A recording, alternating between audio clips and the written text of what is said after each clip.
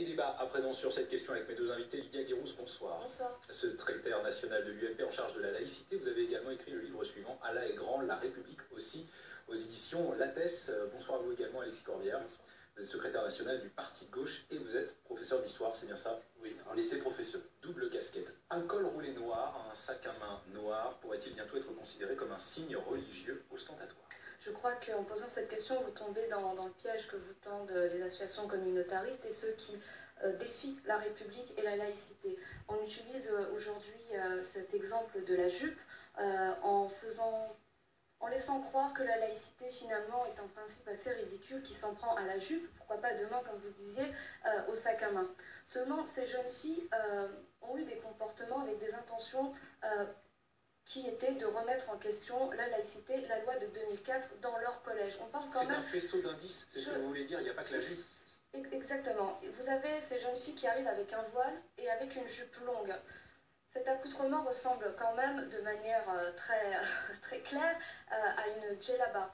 Donc ces jeunes filles, elles sont en train d'essayer de provoquer, de mettre en place un rapport de force avec leur collège. Ce qui m'inquiète également là-dedans, c'est qu'on a affaire à des jeunes filles qui n'ont que 15 ans et qui sont au collège. Donc on voit que le port du voile de manière très revendiquée, qui est quand même un signe de soumission des femmes, arrive de plus en plus tôt. Attention, et aujourd'hui, il ne faut pas... Oui, bien sûr. Mais elles ont un voile et c'est parce qu'on leur a refusé, c'est parce qu'on leur a refusé à plusieurs reprises le port de ce voile dans l'enceinte du collège conformément à la loi de 2004 qu'elles ont décidé de porter ces jupes et de mener une action en groupe pour mettre la pression sur l'école. Seulement, il y a une circulaire en plus de la loi de 2004. Cette circulaire parle des intentions. Et dans cette tenue et dans l'attitude de cet élève, il y avait une intention qui était celle du prosélytisme et celle de la provocation. Et aujourd'hui, on doit être extrêmement ferme, la République doit être ferme parce qu'elle est attaquée sans arrêt et il faut absolument qu'on mette en place ce que je pense être la meilleure solution, l'uniforme, en primaire, au collège, au lycée, comme l'a proposé aujourd'hui Guillaume Larrivé. Oui, bien sûr, évidemment, il faut qu'on cesse d'être naïf sur ces questions. Nous avons affaire à des personnes qui sont véritablement en train d'attaquer la République et il faut cesser de caricaturer la laïcité en parlant de jupe. Ce n'est pas une question de vote, pourquoi le débat, s'il vous plaît, Lydia Guérousse, c'est une discussion. Alexis... Je vais essayer de parler sans que vous me coupiez la parole si vous l'acceptez une seconde. Parce que moi, sur ce sujet. Quand même de xénophobe, ça me dérange. Non, je n'ai pas dit ça. J'ai dit que on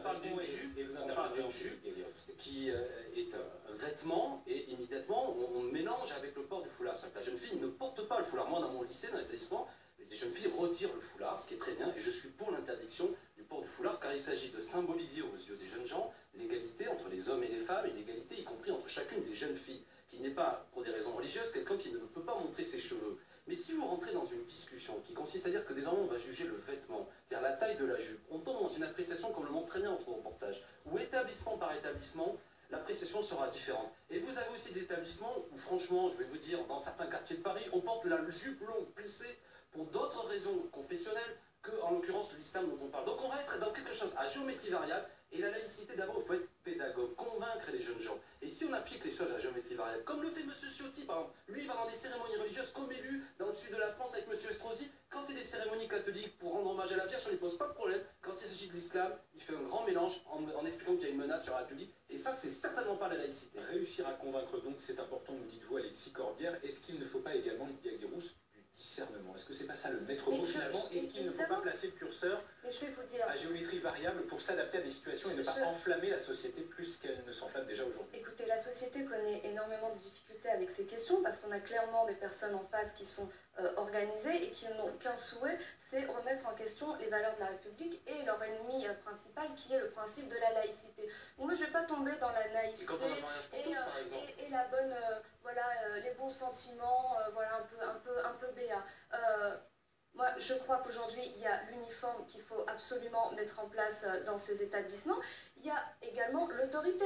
Si le proviseur demande à ce qu'on renonce à la jupe, qu'elle soit trop courte ou trop longue, il y a un principe qui est que l'élève doit obéir. Donc l'autorité éducative, bien sûr, et par ailleurs, la question du discernement. Moi, je fais confiance au personnel de l'éducation nationale. Je fais confiance à ces fonctionnaires de l'éducation nationale qui sont les ambassadeurs des valeurs de la République. S'ils ont pris cette décision, si le rectorat a soutenu, c'est parce qu'il y avait effectivement une intention de prosélytisme et qu'il y avait une remise en question de la laïcité. Madame la ministre soutient tout à fait la décision du rectorat, monsieur, et c'est vrai qu'il y a à gauche, il y a un problème, puisque la gauche court après le vote musulman et est prêt à toutes les contorsions idéologiques et à céder sur l'ensemble de la... Vous ne savez faire que ça. Dès qu'on vous explique la laïcité, c'est-à-dire que vous, je ne vous ai jamais... Non mais si, vous avez des leçons. L'UMP a beaucoup de leçons de laïcité, pas vous, parce que je parle de l'UMP. Attendez, une chose, parce que ce qui est insupportable pour nos concitoyens, c'est que M. Sarkozy, quand il explique... Vous ne parlez pas de moi, là. D'accord, vous ne parlez pas de moi. D'accord. Oui, moi je parle sur le fond. Non, voilà, c'est toujours ce que fait, en l'occurrence, Mme Guiraud, sur l'UMP. C'est-à-dire que l'UMP, quand il a la responsabilité avec M. Sarkozy, il va rencontrer le pape, il explique que notre pays a besoin de croyants, que le curé est plus fort que l'instituteur. Je répète, M. Ciotti qui était dans le... Non mais c'est le sujet. C'est-à-dire qu'on ne peut pas faire de laïcité à géométrie variable. Je suis contre le financement public de toutes les religions, à commencer par le fait que dans ce pays, on finance aussi la religion catholique. Il y a 9 milliards d'euros d'argent public à cause de la loi Debré qui finance les établissements privés qui sont largement confessionnels et catholiques.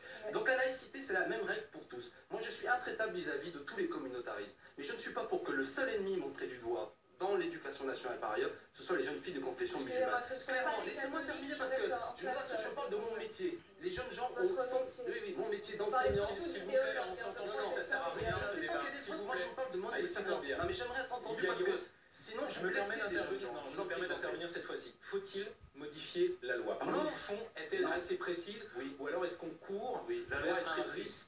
La loi est précise, à condition. La loi qui interdit les signes religieux est précise. Par contre, si aujourd'hui, dans un climat, certains, et je pense que monsieur le proviseur de cet établissement nous rend un mauvais service, mélange tout.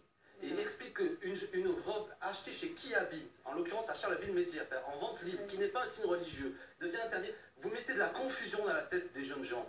Et vous ne faites pas, vous ne rendez pas service au combat pour la laïcité. C'est ça le combat. Le combat pour la laïcité doit s'appliquer à toutes les religions et pas seulement aux jeunes gens de confession musulmane. Lydia Guiraud, on peut entendre certains de vos arguments, mais après tout, on peut aussi se poser la question, après la jupe, quel vêtement va être pointé du doigt si certains musulmans, pour tromper l'ennemi, parce que c'est un peu ce que l'on croit entendre à travers vos propos, choisissent un autre vêtement après tout?